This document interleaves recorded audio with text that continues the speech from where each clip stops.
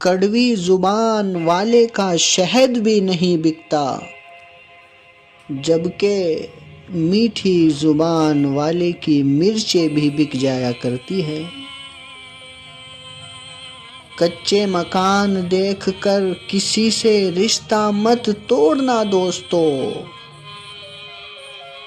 تجربہ ہے میرا، مٹی کی پکڑ مضبوط ہوتی ہے، سنگ مرمر پہ تو ہم نے اکثر پیر پھسلتے دیکھے ہیں۔